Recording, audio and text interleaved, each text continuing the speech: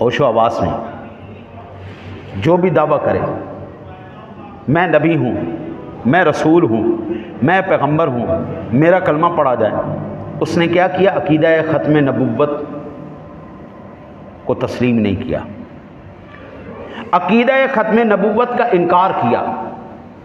جیسے ہی اس نے عقیدہ ختم نبوت کا انکار کیا، اب وہ کیا ہوا؟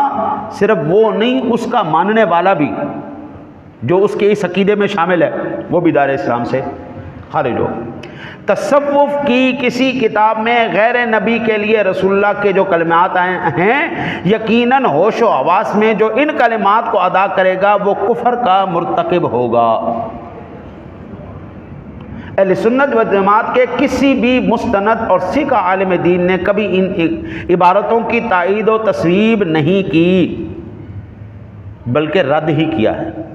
یہ دو